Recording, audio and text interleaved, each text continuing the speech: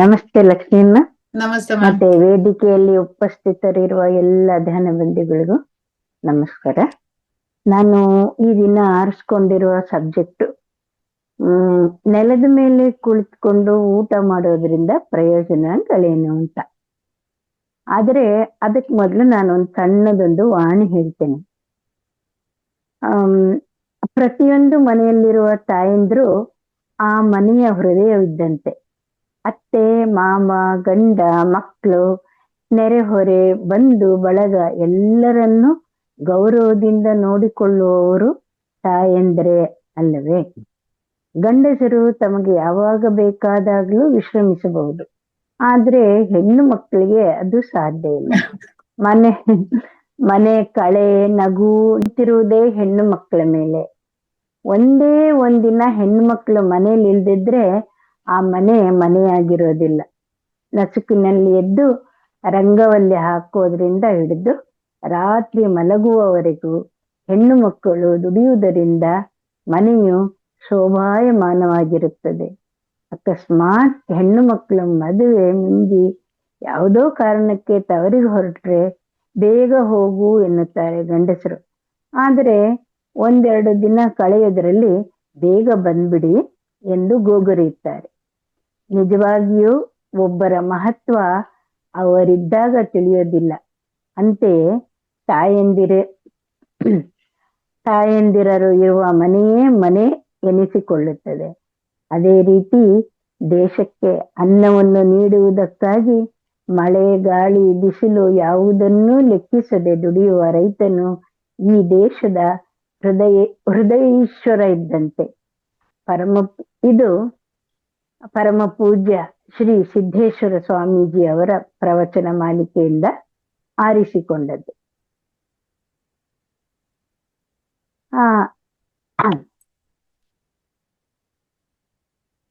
ಈಗ ಒಂದ್ ನಿಮಿಷ, ನಾನು ಮೇನ್ ಸಬ್ಜೆಕ್ಟ್ ಬರ್ತೇನೆ.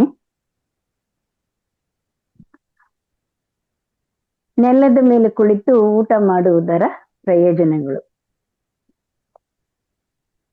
ನೆಲದ ಮೇಲೆ ಕುಳಿತು ಊಟ ಮಾಡುವುದರಿಂದ ಉತ್ತಮ ಜೀರ್ಣಕ್ರಿಯೆಯಿಂದ ಹಿಡಿದು ಕೀಲುಗಳ ಫ್ಲೆಕ್ಸಿಬಿಲಿಟಿ ಹೆಚ್ಚುವವರೆಗಿನ ಅನೇಕ ಪ್ರಯೋಜನಗಳು.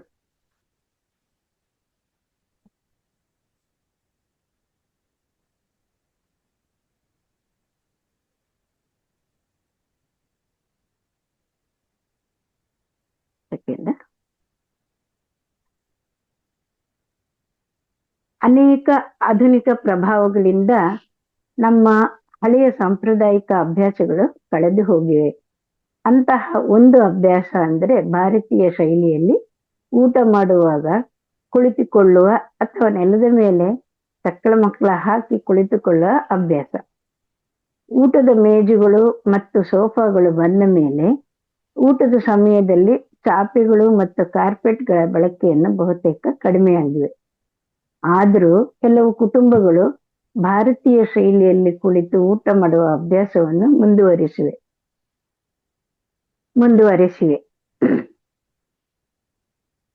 ನೆಲದ ಮೇಲೆ ಕುಳಿತು ಊಟ ಮಾಡುವುದು ನಮ್ಮ ಸಂಸ್ಕೃತಿಯೊಂದಿಗೆ ಉತ್ತಮವಾಗಿ ಸಂಪರ್ಕ ಸಾಧಿಸಲು ಸಹಾಯ ಮಾಡುತ್ತೆ ಎಂದು ಒಬ್ಬ ಲೇಖಕರು ಪೂಜಾ ಪಾಂಡೆ ತ್ರಿಪಾಠಿ ಅಂತ ಅವ್ರು ಹೇಳ್ತಾರೆ. ಇದರ ಜೊತೆಗೆ ಇದು ಅನೇಕ ಪ್ರಯೋಜನಗಳನ್ನು ಹೊಂದಿದೆ ಎಂದು ಹೇಳ್ತಾರೆ. ಅವ್ರೇನ್ ಹೇಳ್ತಾರೆ, ನನ್ನ ಮನೆಯಲ್ಲಿ ಊಟದ ಟೇಬಲ್ ಇಲ್ಲ, ಹಲವಾರು ಬಾರಿ ಕೊಳ್ಳಬೇಕೆಂದು ಯೋಚಿಸಿದ್ದರೂ ಕೆಳಗೆ ಕುಳಿತು ಊಟ ಮಾಡುವುದರ ಆರೋಗ್ಯ ಪ್ರಯೋಜನಗಳಿಂದಾಗಿ ನಾವು ಆ ಆಯ್ಕೆಯನ್ನು ಬದಿಗಿಟ್ಟಿದ್ದೇವೆ. ನನ್ನ ಗರ್ಭಾವಸ್ಥೆಯಲ್ಲಿಯೂ ಈ ಅಭ್ಯಾಸವನ್ನೇ ಮುಂದುವರಿಸಿದೆ ಎಂದು ಬೆಂಗಳೂರಿನ ವೆಲ್ನೆಸ್ ಉತ್ಸಾಹಿ ಮತ್ತು ತರಬೇತುದಾರರಾದ ನಿಧಿ ಜಲನ್ ಹೇಳ್ತಾರೆ. ನೆಲದ ಮೇಲೆ ಕುಳಿತು ಊಟ ಮಾಡುವುದರಿಂದ ನಮ್ಮ ವೇಗಸ್ ನರಗಳ ಕಾರ್ಯದ ಸುಧಾರಣೆ ಆಗುತ್ತೆ. ಜರ್ನಲ್ ಆಫ್ ಎಥ್ನಿಕ್ ಫುಡ್ಸ್ ನಲ್ಲಿ ಪ್ರಕಟವಾದ ವಿಮರ್ಶೆ ಲೇಖನದ ಪ್ರಕಾರ ಒಬ್ಬ ವ್ಯಕ್ತಿಯು ನೆಲದ ಮೇಲೆ ಕುಳಿತು ಊಟ ಮಾಡುವಾಗ ವೇಗಸ್ ನರವು ಅಂದ್ರೆ ವ್ಯಕ್ತಿಯು ತೃಪ್ತನಾಗಿರಲಿ ಅಥವಾ ಇಲ್ಲದಿರಲಿ, ಹೊಟ್ಟೆಯಿಂದ ಮೆದುಳಿನಲ್ಲಿರುವ ಸೆರೆಬ್ರಮ್ಗೆ ಸಂಕೇತಗಳನ್ನು ರವಾನಿಸುವ ಜವಾಬ್ದಾರಿಯನ್ನು ಹೊಂದಿದೆ. ಅಂದ್ರೆ ಮೆದುಳಿಗೆ ಸಂಕೇತಗಳನ್ನು ಪರಿಣಾಮಕಾರಿಯಾಗಿ ರವಾನಿಸುವಲ್ಲಿ ಉತ್ತಮವಾಗಿ ಕಾರ್ಯನಿರ್ವಹಿಸುತ್ತದೆ. ಹೀಗಾಗಿ ಹೊಟ್ಟೆ ಮತ್ತು ಸೆರೆಬ್ರಮ್ ಹೊಟ್ಟೆ ತುಂಬಿದ ಭಾವನೆಯ ಚಿಹ್ನೆಗಳಿಗೆ ಪ್ರತಿಕ್ರಿಯಿಸುತ್ತದೆ. ನೆಲದ ಮೇಲೆ ಕುಳಿತು ಊಟ ಮಾಡುವುದರಿಂದ ತೂಕ ಇಳಿಕೆಗೂ ಅನುಕೂಲವಾಗುತ್ತದೆ. ಭಾರತೀಯ ಶೈಲಿಯಲ್ಲಿ ಊಟ ಮಾಡುವುದರಿಂದ ಜೀರ್ಣಕ್ರಿಯೆಗೆ ಸಹಾಯವಾಗುತ್ತೆ. ಈ ಬೆಂಗಳೂರಿನ ಮಣಿಪಾಲ್ ಹಾಸ್ಪಿಟಲ್ ಹಿರಿಯ ಸಲಹೆಗಾರ ವೈದ್ಯಕೀಯ gastro enterologist doctor Rupesh Kalyan ಅವರೇ ಹೇಳ್ತಾರೆ, ನೆಲದ ಮೇಲೆ ಕಾಲು ಚಾಚಿ ಊಟ ಮಾಡುವ ಹಳೆಯ ಅಭ್ಯಾಸವು ಜೀರ್ಣಾಂಗ ವ್ಯವಸ್ಥೆಗೆ ಹೊಂದಿಕೆಯಾಗುವುದರಿಂದ ಹೆಚ್ಚು ಉಪಯುಕ್ತವಾಗಿದೆ. ಜೀರ್ಣಕ್ರಿಯೆಯ ಪ್ರತಿಕ್ರಿಯೆಯಲ್ಲಿ ಹೆಚ್ಚಿನ ವ್ಯತ್ಯಾಸವಿಲ್ಲದಿರಬಹುದು, ಆದರೆ ನೆಲದ ಮೇಲೆ ಕುಳಿತು ಊಟ ಮಾಡುವಾಗ ದೈಹಿಕವಾಗಿ ಹೆಚ್ಚಿನ ಶ್ರಮ ಬೇಕಾಗುವುದರಿಂದ ಕರುಳಿನ ಅಂಗಗಳು ಉತ್ತಮವಾಗಿ ಚಲಿಸಲು ಅನುವು ಮಾಡಿಕೊಡುತ್ತದೆ, ಜೀರ್ಣಕ್ರಿಯೆಗೆ ಸಹಾಯ ಮಾಡುತ್ತದೆ ಅಂತಾರೆ. ನೆಲದ ಮೇಲೆ ಕುಳಿತು ಊಟ ಮಾಡುವಾಗ ಜನರು ಕಚ್ಚಲು ಮುಂದಕ್ಕೆ ಬಾಗ್ತಾರೆ ಮತ್ತು ಮತ್ತೆ ಮೇಲಕ್ಕೆ ಬರ್ತಾರೆ. ಈ ಪ್ರಕ್ರಿಯೆಯಲ್ಲಿ ಕಿಬ್ಬೊಟ್ಟೆಯ ಸ್ನಾಯುಗಳು ಒತ್ತಲ್ಪಡುತ್ತದೆ, ಜೀರ್ಣಕಾರಿ ರಸಗಳ ಸ್ರವಿಸುವಿಕೆ ಹೆಚ್ಚಾಗುತ್ತದೆ. ಇದು ಆಹಾರವನ್ನು ವೇಗವಾಗಿ ಜೀರ್ಣಿಸಿಕೊಳ್ಳಲು ಸಹಾಯ ಮಾಡುತ್ತದೆ. ಸಾಮಾನ್ಯವಾಗಿ ಮೇಜಿನ ಮೇಲೆ ಊಟ ಮಾಡುವ ಜನರು ಜೀರ್ಣಕ್ರಿಯೆಗೆ ಸಹಾಯ ಮಾಡಲು ಊಟದ ನಂತರ 5-10 ನಿಮಿಷಗಳ ನಡಿಗೆಗೆ ಹೋಗುತ್ತಾರೆ. ಆದರೆ ನೀವು ನೆಲದ ಮೇಲೆ ಕುಳಿತು ಊಟ ಮಾಡುತ್ತಿದ್ದರೆ ಜೀರ್ಣಕ್ರಿಯೆ ಉತ್ತಮವಾಗಿರುತ್ತದೆ ಎಂದು ಜಲನ್ ಹೇಳ್ತಾರೆ. ಉತ್ತಮ ಜೀರ್ಣಕ್ರಿಯೆಗೆ ತಿನ್ನುವ ಭಂಗಿಯೂ ಸಹ ನಿರ್ಣಾಯಕವಾಗಿದೆ ಎಂದು ಅಭಿಪ್ರಾಯಪಡುತ್ತಾರೆ. ನೆಲದ ಮೇಲೆ ಕುಳಿತು ಊಟ ಮಾಡುವಾಗ ಜೀರ್ಣಕ್ರಿಯೆ ಉತ್ತಮವಾಗಿರುತ್ತದೆ, ಏಕೆಂದರೆ ನೀವು ಸುಖಾಸನದಲ್ಲಿ ಕುಳಿತುಕೊಂಡಿರ್ತೀರಿ. ಆಗ ಬೆನ್ನು ಮೂಳೆಯು ನೇರವಾಗಿರುತ್ತದೆ ಮತ್ತು ಮಧ್ಯಭಾಗವು ತೊಡಗಿಸಿಕೊಂಡಿರುತ್ತದೆ. ಆದರೆ ಸುಖಾಸನದಲ್ಲಿ ಕುಳಿತಾಗ ಭಂಗಿ ಸರಿಯಾಗಿಲ್ಲದಿದ್ದರೆ ಮತ್ತು ಭುಜವು ಜೋತು ಬಿದ್ದಿದ್ದರೆ ಮತ್ತು ಬೆನ್ನು ನೇರವಾಗಿಲ್ಲದಿದ್ದರೆ ಅದು ಜೀರ್ಣಕ್ರಿಯೆಗೆ ಸಹಾಯವಾಗುವುದಿಲ್ಲ. ಆದ್ದರಿಂದ ದುಷ್ಟದ ಮೇಲೆ ತೂಕವನ್ನು ವಿತರಿಸುವುದು ಬಹಳ ಮುಖ್ಯ. ಇದು ಕೋರ್ ಮತ್ತು ಬೆನ್ನಿನ ಸ್ನಾಯುಗಳನ್ನು ಸಕ್ರಿಯಗೊಳಿಸುತ್ತದೆ ಮತ್ತು ತಿನ್ನುವಾಗ ಉತ್ತಮ ಭಂಗಿ ಮತ್ತು ಸಮತೋಲನವನ್ನು ಕಾಪಾಡಿಕೊಳ್ಳಲು ಸಹಾಯ ಮಾಡುತ್ತದೆ.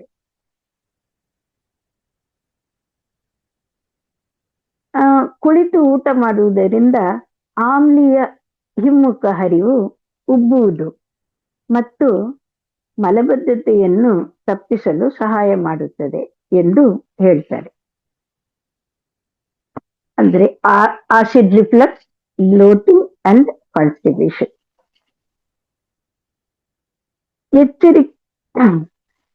ಮತ್ತೆ ಅದೇ ನೆಲದ ಮೇಲೆ ಕುಳಿತು ಊಟ ಮಾಡುವುದು ನಿಮ್ಮನ್ನು ಆಹಾರದ ಮೇಲೆ ಹೆಚ್ಚು ಗಮನ ಹರಿಸುವಂತೆ ಮಾಡುತ್ತೆ. ಯಾಕಂದ್ರೆ ನೀವು ಆಹಾರವನ್ನು ತೆಗೆದುಕೊಳ್ಳುವಾಗ ನಿಮ್ಮ ತಟ್ಟೆಯನ್ನು ನಿರಂತರವಾಗಿ ನೋಡಬೇಕಾಗುತ್ತದೆ. ನೀವು ಕುಳಿತು ಊಟ ಮಾಡುವಾಗ ಅದು ನಿಮಗೆ ಆರಂಭಿಕ ತೃಪ್ತಿಯ ಭಾವನೆಯನ್ನು ನೀಡುತ್ತದೆ ಮತ್ತು ಬೇಗ ಹೊಟ್ಟೆ ತುಂಬಿದ ಅನುಭವವನ್ನು ಅನುಭವಿಸುತ್ತೀರಿ.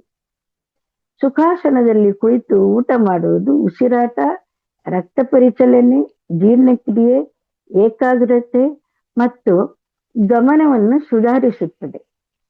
ಮನಸ್ಸಿನಿಂದ ತಿನ್ನುವುದನ್ನು ಉತ್ತೇಜಿಸುತ್ತದೆ. ಮಾನಸಿಕವಾಗಿ ನೀವು ನಿರಾಳರಾಗುತ್ತೀರಿ.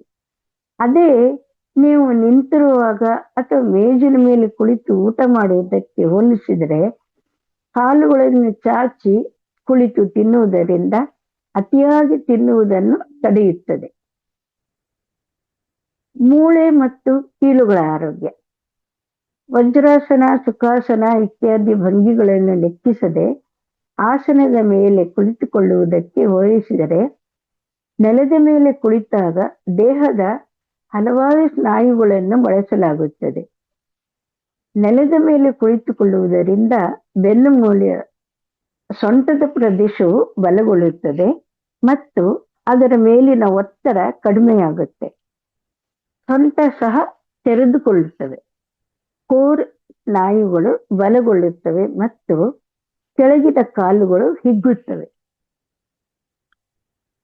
ಇತ್ತೀಚಿನ ದಿನಗಳಲ್ಲಿ ಜನರು ಕಡಿಮೆ ದೈಹಿಕವಾಗಿ ಸಕ್ರಿಯರಾಗಿದ್ದಾರೆ. ಹೀಗಾಗಿ ಭಾರತೀಯ ಶೈಲಿಯಲ್ಲಿ ಕುಳಿತು ಊಟ ಮಾಡುವ ಅಭ್ಯಾಸ ಮಾಡಿದಾಗ ಕಾಲುಗಳಲ್ಲಿನ ಕೀಲುಗಳು ಸಕ್ರಿಯವಾಗುತ್ತವೆ.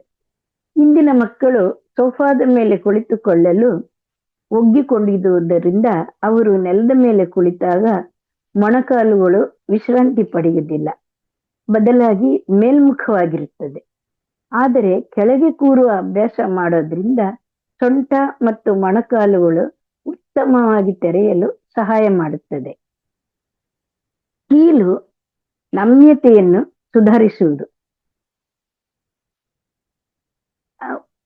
ಮತ್ತೆ ನೀವು ಊಟದ ಸಮಯ, ಚಹಾ ಮತ್ತು ತಿಂಡಿಗಳಿಗೆ ಕುಳಿತುಕೊಳ್ಳಲು ಆಯ್ಕೆ ಮಾಡಿದಾಗ ಚಲನೆಯಿಂದಾಗಿ ದೈಹಿಕ ಚಟುವಟಿಕೆ ಮತ್ತು ಪರಿಚಲನೆ ಹೆಚ್ಚಾಗುತ್ತದೆ.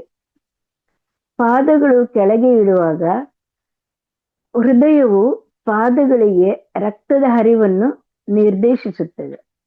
ಆದರೆ ನೆಲದ ಮೇಲೆ ಮಡಿಸಿದ ಕಾಲುಗಳೊಂದಿಗೆ ಕುಳಿತಾಗ ಹೃದಯವು ಒಟ್ಟಾರೆ ರಕ್ತ ಪರಿಚಲನೆಯನ್ನು ಖಚಿತಪಡಿಸುತ್ತದೆ. ಒಟ್ಟಲ್ಲಿ ಇದರ ಸಾರಾಂಶ ಏನು ಅಂದ್ರೆ, ನೆಲದ ಮೇಲೆ ಕುಳಿತು ಊಟ ಮಾಡುವುದು ಉತ್ತಮ ಜೀರ್ಣಕ್ರಿಯೆಗೆ ಸಹಾಯ ಮಾಡುತ್ತದೆ ಮತ್ತು ತೂಕ ಇಳಿಸಿಕೊಳ್ಳಲು ಪ್ರಯೋಜನಕಾರಿಯಾದ ತೃಪ್ತಿಯ ಭಾವನೆಯನ್ನು ನೀಡುತ್ತದೆ. ಊಟ ಮತ್ತು ಚಹಾ ಮತ್ತು ತಿಂಡಿಗಳಿಗಾಗಿ ಕುಳಿತುಕೊಳ್ಳುವುದರಿಂದ ಚಲನೆಯಿಂದಾಗಿ ದೈಹಿಕ ಚಟುವಟಿಕೆ ಮತ್ತು ರಕ್ತ ಪರಿಚಲನೆ ಹೆಚ್ಚಾಗುತ್ತದೆ. Thank you master. ಅವಕಾಶ ಕೊಟ್ಟಿದ್ದಕ್ಕೆ ಧನ್ಯವಾದಗಳು.